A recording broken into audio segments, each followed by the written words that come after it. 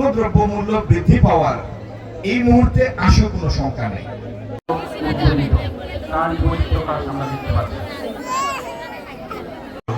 নমস্কার।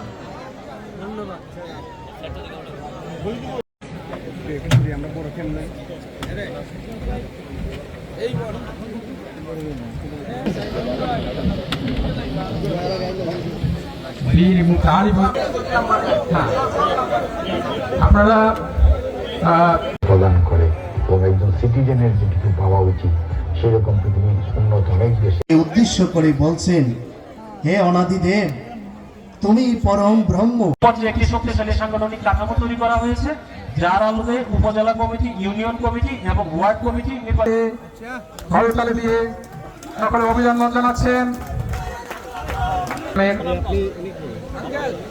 প্রধানমন্ত্রী বক্তব্য রাখবেন।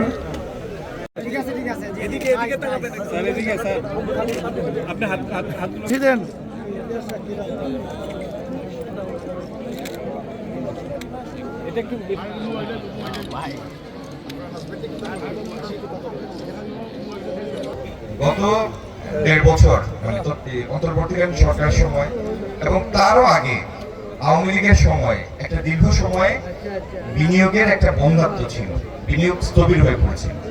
আমরা তো সবাই জানি বিনিয়োগ না হলে কর্মসংস্থান হয় না, আর কর্মসংস্থান যদি না হয় তাহলে মানুষের পারচেজিং পাওয়ার মানে ক্রয় ক্ষমতা থাকবে না, তো দারিদ্র বাড়বে। এই জন্য যাতে বিনিয়োগ বান্ধব একটা পরিবেশ সৃষ্টি করতে পারি আমরা যত তাড়াতাড়ি সম্ভব, সেই উদ্দেশ্য নিয়ে আমরা কাজ করছি।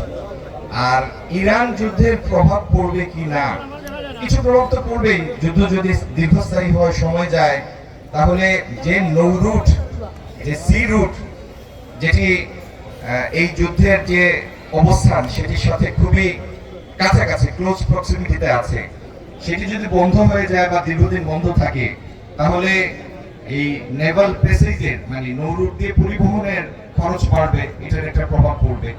কিন্তু এটি 2-4 দিন 5 দিন 10 দিনের মধ্যে এরকম প্রভাব পড়বে সেরকম সম্ভাবনা নাই। সুতরাং দ্রব্যমূল্য বাড়ার, কোনো দ্রব্যমূল্য বৃদ্ধি পাওয়ার এই মুহূর্তে আসলে কোনো শঙ্কা নেই।